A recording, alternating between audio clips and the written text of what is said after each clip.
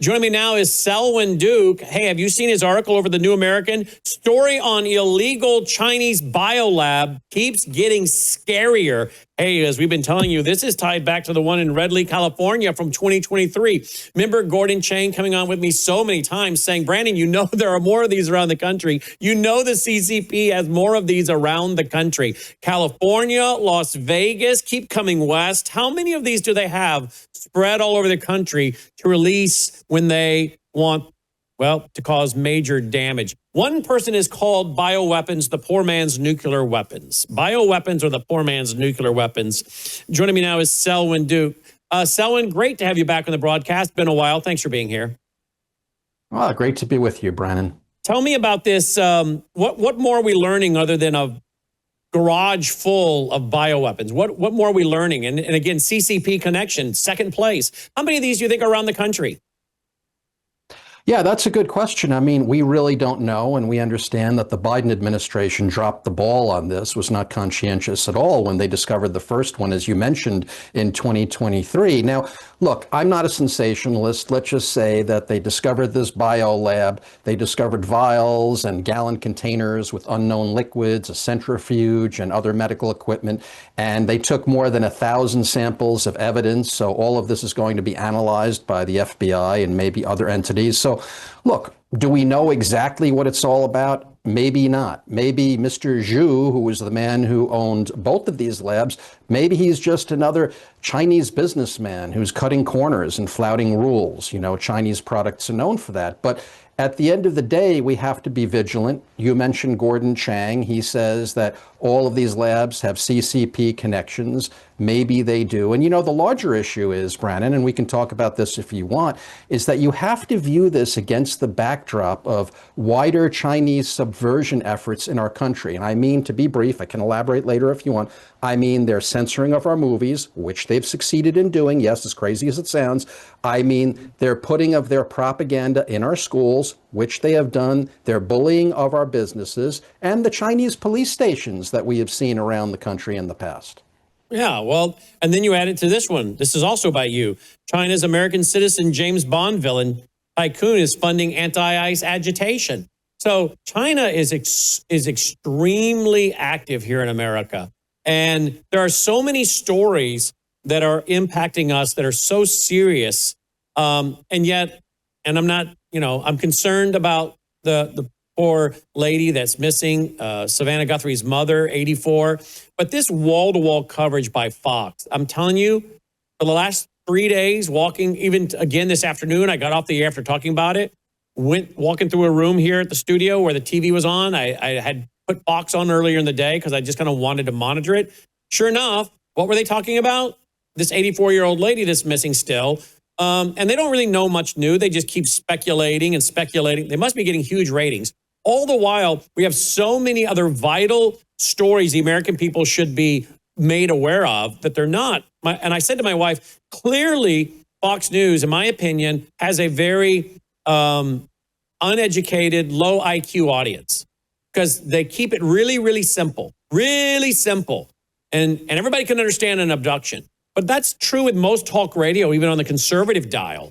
They keep it very simple because the average American now has become so dumbed down, they couldn't handle a conversation about communist China, Iran, corporatism, communitarianism, big government, big business merging together, globalism, you know, the idea of a North American Union and then a South American Union and the European Union, inviting the world into unions. All of these things that you and I in this audience, because they are the educated people, have dealt with. Most of our family and friends, talking about in this audience, their family and friends don't know about these things and they don't want to know about these things. So they gravitate to stories that are very simple, like this very tragic story out of Arizona, and they run with it. And I think it's because it's very easy for people to understand without having to think. I think people today don't want to think.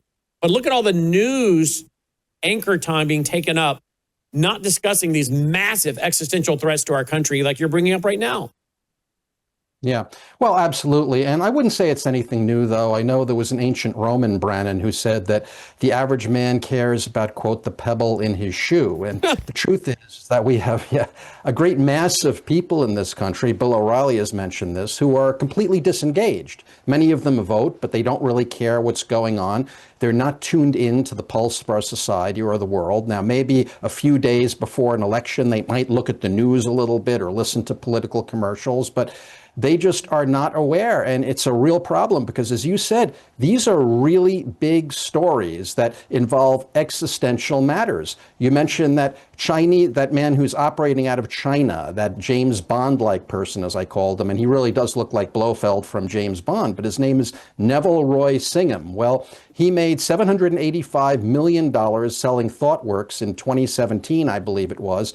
And then he decamped to Shanghai sometime afterwards. And now he pursues his favorite hobby, which is destabilizing the United States. He's been helping to fund these anti-ICE protests. He funded before that the pro-Palestinian protests. So yeah, these are big, big stories. And unfortunately, when you talk about China, again, as I point out in my article, this is not your average run-of-the-mill civilization. It's unique. It's been around for almost 4,000 years, the Chinese culture, language, the Chinese people. It's arguably the oldest civilization on Earth, and they're playing the long game, and they want to knock us off our perch. There's no doubt about it. And they're projecting what they call soft power in order to accomplish that. Soft power, what does that mean? What I mentioned before, putting propaganda in schools, having their police stations here. The other things I mentioned, bullying our businesses, getting a pro-China stance. They want those businesses to take that stance. That's what they call the projection of soft power. And we're busy worrying about, quote, gender issues and DEI, which shouldn't even exist. And we're eating ourselves alive with lawsuits and racial fighting between races and groups. Just terrible, terrible. We're lambs being led off to the slaughter. And then, of course, one of your articles, you're also talking about the issue of why the Democrats don't want voter ID, which is obviously clear. They want these illegals voting, don't they?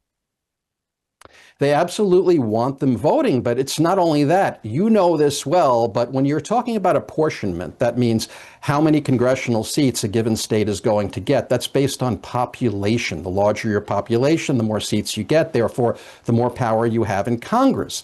Now, the thing is, though, when they take the census and ascertain your population, they count all the people in your state, not just the citizens. So if you have illegals there, that increases your population, increases your representation in Congress, increases your power. So yes, it's very obvious that the people who don't want voter ID are not the good guys. Look, this is not a unique point, but everything you do in life, they require ID for. I mean, you turn around, you want to board a plane, you want to visit the White House. If you want government benefits, you've got to verify your identity. It just goes on and on and on. But then all of a sudden with voting, that's not supposed to matter. No, I mean, it's a terrible thing. I live in New York. Let me tell you something. I've never been asked for ID, and I left the Bronx many years ago. Anyone could have gone into that old polling station in the Bronx that I used to go to and could have said, I'm Selwyn Duke, and could have voted in my name. Maybe it happened. I have no idea. But that's a strategy that is pursued by the left. So tell me, what are some of the other big issues you're watching that give you grave concern that you should inform the audience about tonight? Anything I'm missing? I don't think you're missing it, but we've discussed this in the past. First of all, the most significant thing is the moral decline of our nation. I emphasize over and over and over again what the founding fathers did, which is that if you do not have virtue in the people, everything else is for naught. Right now, I'm crafting an article that was written by a college professor at Sarah Lawrence College, which is not too far from me. And he was talking about how political violence is being normalized among young people. He sees it in his politics class, and he's shocked. They just think that they're righteous in taking this position. But no one cuts to the heart of the matter. The problem is that we have raised generations now with a decreasing sense of virtue.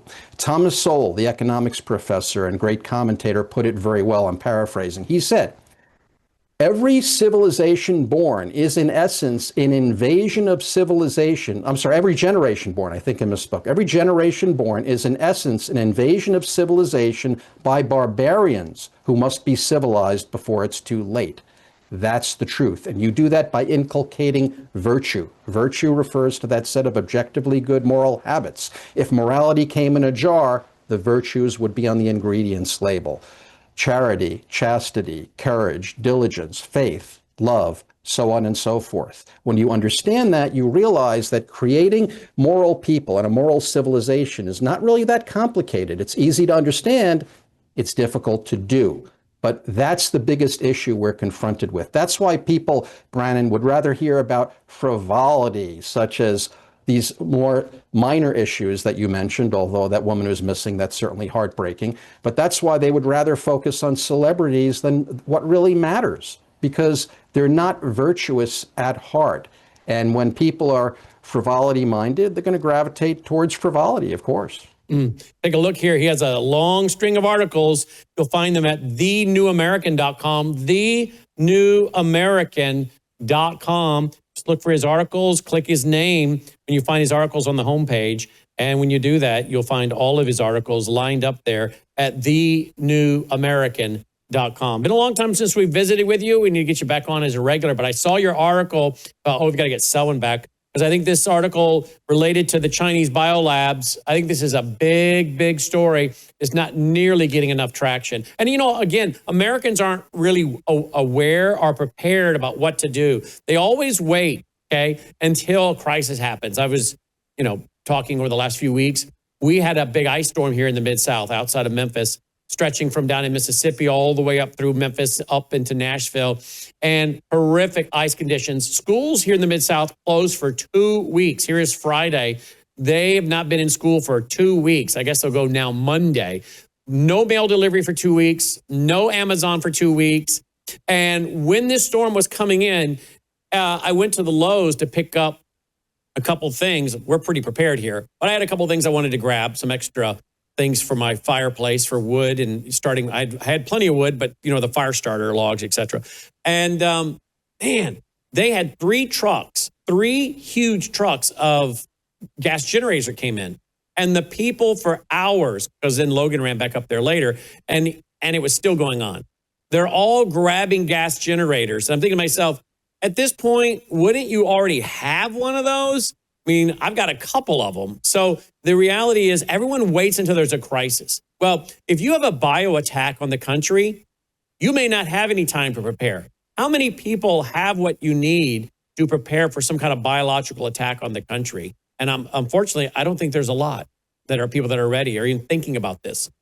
Closing comment? Yeah, no, there aren't many at all. And, unfortunately, we have become so disorganized and so destabilized and so balkanized that it's hard to get our own ship in order. I mean, you have people running around, and I should mention this, who could be agents of the CCP, and we don't even know it. And here's what I wanted to point out.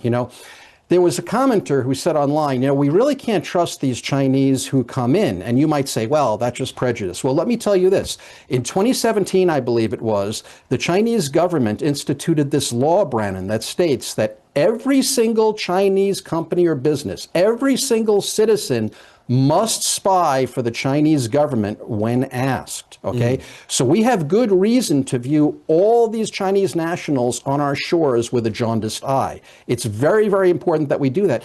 They are not like the United States. In our country, you can make millions of dollars impugning the nation and being anti-American. In China, they're different. They're largely homogeneous. They're very, very culturally, nationally, and even racially, yes, chauvinistic. And like I said, they are playing to win. They're not saying, hey, we're going to look at all of our past flaws and we're going to beat each other up. No, they want to win this battle for primacy in the world. And they view us as what we are, their main geopolitical rival. Unfortunately, too many Americans don't understand that China is our main geopolitical rival. Everyone's focusing on Russia. And okay, it deserves a little attention. But guess what?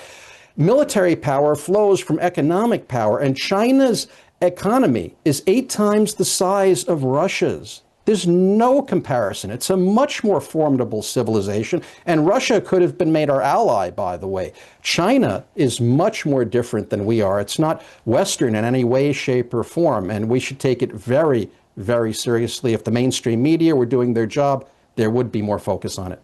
Well said. Well said. Selwyn Duke at thenewamerican.com, thenewamerican.com. Have a great weekend, Selwyn. You too. God bless. God you bless. too, my friend. We'll be right back, guys, right after this short break.